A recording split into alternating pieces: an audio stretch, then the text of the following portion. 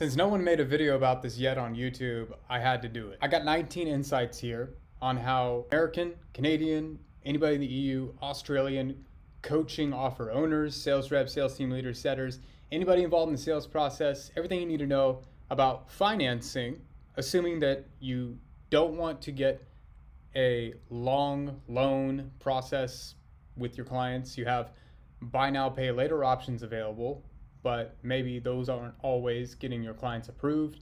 And this is how you can situate yourself to succeed, get 20 to 30% lift in your organization. If you're not using financing already in your region, then this kind of sets you up for it. I have this doc linked in the description. This video will have all of my talking points time-stamped so you can jump around if you want. I'm qualified to talk about this because for the last year I've been working as a consultant with WAP, who's processed almost 1.5 billion in info and coaching sales, almost 10 million purchases. So we have a lot of data points. And I routinely take calls with business owners that do 100K, million, even 10 to 20 million a month. Some big offers out there of names that you may know. I've been on calls with and I know what they're doing for their financing stack. If they're not using financing, why? And from this video, you should get a better understanding of how you can use financing to further your journey, make more income in the coaching space. So let's get into it. A couple tools I'm going to be covering, mainly Split It, right? The newest kid on the block for financing, different than Affirm and Klarna. They are recently partnered up with WAP, and there's a few case studies on how they've transformed education companies, and you can learn more right here. We got some success stories. Hunting Learning Center, 80% of their Split It transactions are with folks who will probably not be able to enroll in their classes had Split It not been available. Fortuna Admissions, you go to their case study, they help people get into Ivy League schools, and 72% of their total sales were made using Split It over the first year, 15% increase in average transaction value. And then Battelle, assuming your kids or yourself don't get good enough sleep, that's what they help solve for. They charge a $1,500 program, sleep school package, and what are their stats? 30% increase in conversion, 15% month over month sales lift. And as we often say over at WAP, Split It is great for the financially qualified yet price sensitive folks. The question is, how do you implement this across your entire organization? And what do you need to know about financing in general, especially if you're outside the United States? Because this works in Australia, this works in the EU, and I'll be going over how you can implement it in your organization. I got this Google Doc that has a couple different tabs. An example process of how we would apply for an Airbnb business opportunity offer, the financing script package. So you would copy and paste this scripting, but customize it to work with your own offer for your reps. And then just a little bit of information on the CRM reactivation. So you got a bunch of leads, probably that are financially qualified, but wouldn't buy your stuff. And here's how you re-hit them up. I have example email sequences. There's two types there. There's the SPEAR, which is the specific, engaging, or specific, personalized, engaging, asking for a response. You know, the old, hey, do you want this? Yes or no? And then they got to reply back. Then you send them the information from there. As well as the emails that just say, hey, here's the offer. Here's the financing option. If you want in, here's the link to buy or book a call. Talk soon. See you later. So those are some immediate takeaways that you can just run off with right now without watching the rest of this video that will help you big time. Now I'm just going to go over some of these insights for you. And as I said, it's made for people outside the US primarily. That's what I'm making this video for. But it can easily apply for US offers too. So the first insight is you got to reframe debt for personal development for your audience, okay? Clients could feel guilty or shame borrowing for self-improvement. So you got to flip that script. And my buddy Temple Naylor, a big guy, both in musculature size as well as sales training acumen, he's got a great video that kind of breaks down in a simple form, if you want to forward this to your sales reps, how to position credit card for people selling coaching, okay? I lived with him for quite some time out in Colombia, but he's worked with Cole Gordon, Ty Lopez, Jay Shetty, really great guy. You can go watch that video here in a second on this document. But you have content that breaks down why it's smart to use debt and explain the difference between good and bad debt. And you can have this at the top of your funnel, right? You could have it at the bottom of your funnel, talking about specific clients who had used debt and the results that they got from it, and how it's a pretty damn good idea to do so. It's the same math you use on mortgages, except the returns here land in your bank, not in real estate. Borrowing lets you start now instead of saving for years. Next insight, you want to educate through your funnel. You got to talk about a little bit of your story, and maybe you use debt. Say you're the business guru watching this right now, how you use debt yourself in order to get into some coaching programs, in order to break out of the matrix yourself. So here's a framework on how to do that. Insight number 3, add capital readiness to your ICP, the ideal client profile. Why it matters: motivation alone doesn't guarantee success. If client lacks post-program sale working capital, they stall and you get refunds. So I'll break this down a little bit further later. You want to know for your ideal client, not just how much money they got on hand in your Calendly booking and in your job form, also their available credit. Now in America, we usually just ask, hey, what's your credit score range? In Australia, you could ask a similar question, or you can even ask, do you have existing lines of credit? And you could add that to your discovery call. Let's map out your first 90 days. After the program fee, do you have enough to cover ads, tools, and any surprise costs? If not, we'll arrange financing to keep your cash buffer intact. This is not to delay the sale by any means, but you do want a good financial picture to judge the risk of somebody. And so you have like this qualification decision tree. You want to know how much runway they got for their personal life, their expenses, if they got a job, what their income is from that, like the full financial profile, okay? If they are in a red, so they have less than 3 months runway, then maybe you take a different set of actions for that, okay? Or maybe they buy a different product. Because what you don't want is somebody who dishes out 10 grand, they got 1K left, and now they're in a tight spot. And conventionally, if you didn't know what I'm about to tell you about financing and credit, this could put somebody in a spot where now they have to go try to find money elsewhere, or in easiest case, request a refund or charge you back and get their money. Because as you grow with financing, you're going to get people who come in who are less committed. We'll talk about that though in Insight 5. But if you're not familiar with how Split It works, it's not a loan. It just authorizes their existing card for a full balance and captures equal amount payments at 0% APR, okay? Really good deal. Almost too good of a deal. So it only applies if they miss a payment. So the interest on their card, say they got a 10% interest credit card.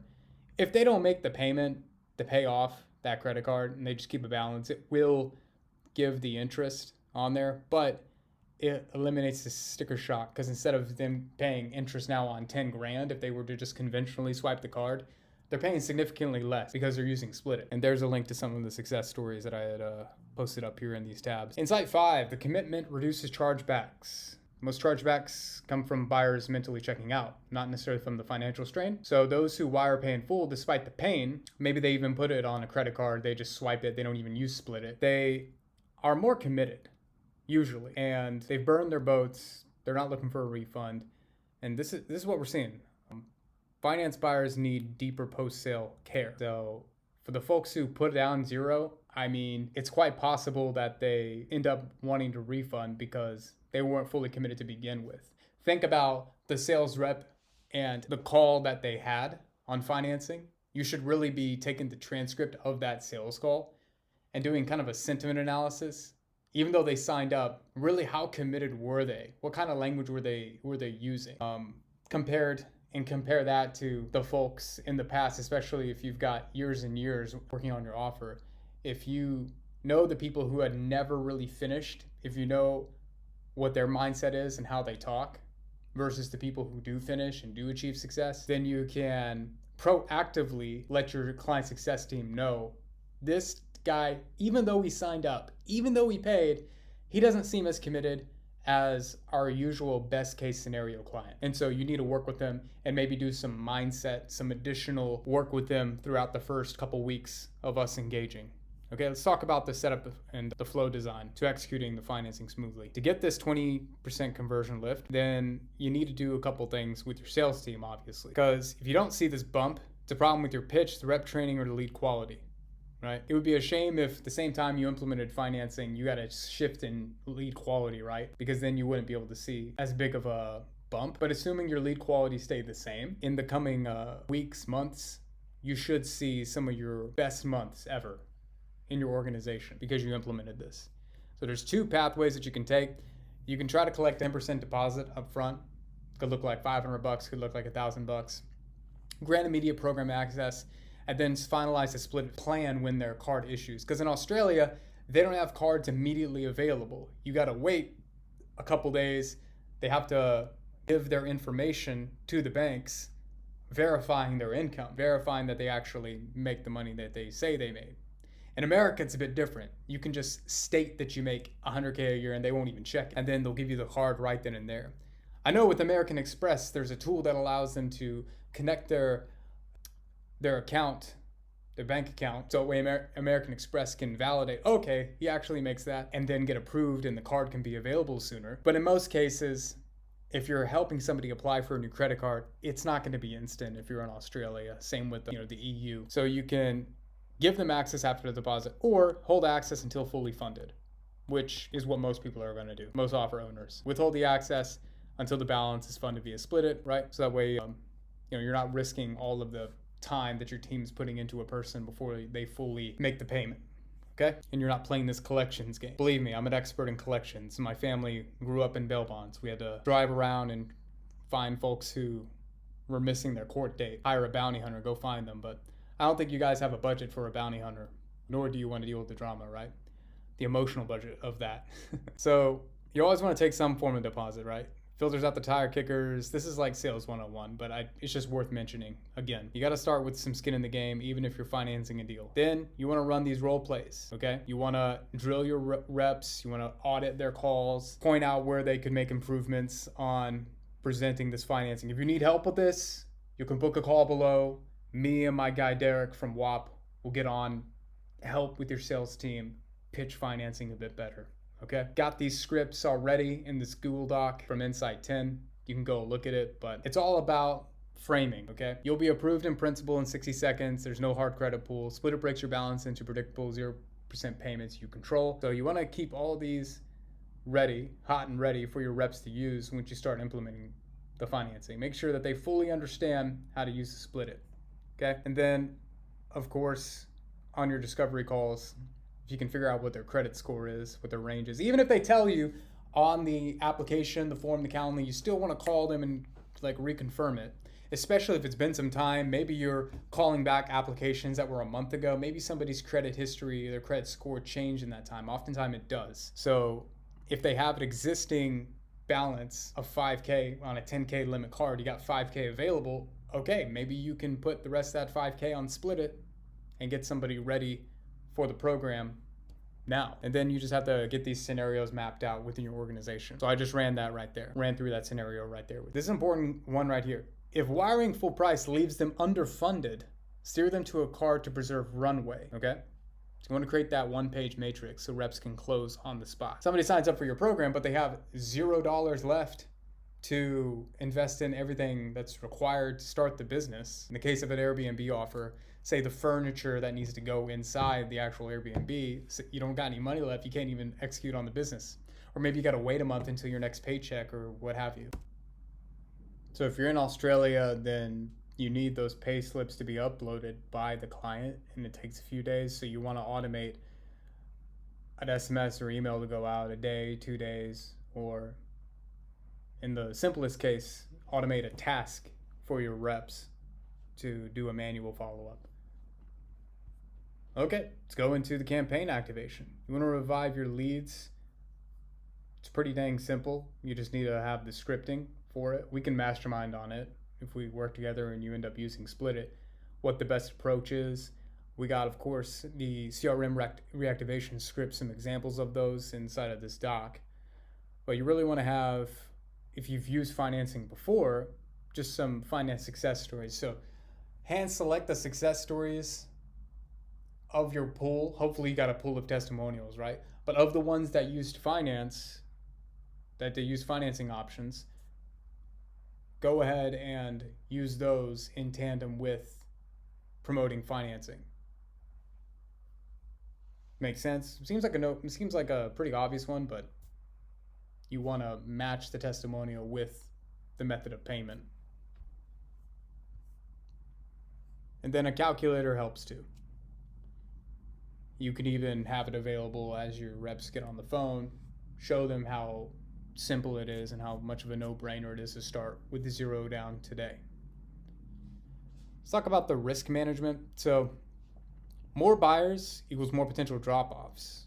So as you make more money with this method, you gotta reinvest into better onboarding teams, better client success systems, figure out some early wins that you can get people to get their commitments high. There's probably a whole set of videos I can make about that, but it's just a reminder that it's extremely important whenever you anticipate that the swath of buyers coming through are going to be lower commitment. If you say your entire organization has at this point only taken in clients who have paid by wire, you should expect the commitment level from folks who don't pay wire to be a little bit lower, okay? Because you got to be heavily committed if you're doing a wire, because you cannot charge back on that one. Next one is to align incentives to funded completion. Another obvious thing, but you don't pay commissions on deposits, right?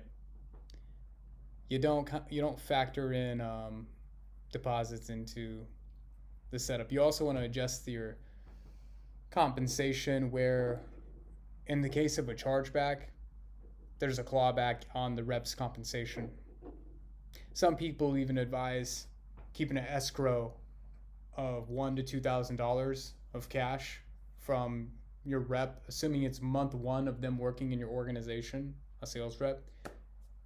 The first $1,000 that they earn is kept in escrow and not released for X amount of months, because you don't want them enrolling people who are going to then charge back later.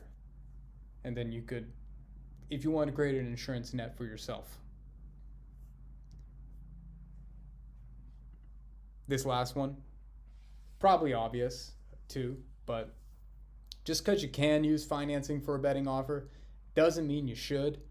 And you can end up on a CoffeeZilla or Spencer Cornet, however you say his name, and he's making a video of you claiming that you're pushing people to get into debt to gamble or to get into something extremely speculative. So try to audit this process and this rollout whenever you're pushing it. And that's about it. I have the example process of how to do this for an Australian sales team right here. Another topic though, oh yeah, last one, the transparent dual pricing. Not a lawyer, right? I'll put the disclaimer here. But assuming that you want to use financing, you're going to need to pay a merchant fee of around 15% for split it, which is justifiable if you can sell to more people. But what you could also do is put some of that put some of that fee onto your customer without running afoul of consumer protection rules. So this whole doc kind of explains that. You got a base fee of 10K, financing service fee, call it 1K, so total of finance is 11. So you're paying what, $1,500 to split it and WAP. If you're doing a 10K, running that, you'll be able to reduce your processing fee, essentially, if you take this route. If you want to pass through the 15% or a portion of it, right? And that's about it. If you're interested in working with Split It and WAP, just know that we got a special deal where folks who get on to process their payments, they're getting out of 2.5%, beating the Stripe fee. It's really good. And if you want to get set up with Split It, it's a couple different criteria pieces. You got to be doing volume, say 50K a month. That's what you got to be doing. And ideally 2% dispute rate. Dispute meaning chargebacks. So the percentage of chargebacks relative to your total volume. Got to keep that chargeback percentage down. And as always, you got any questions for me, You can reach out via my email, blake.toves@wap.com, or you can just book a call. There'll be a link down below.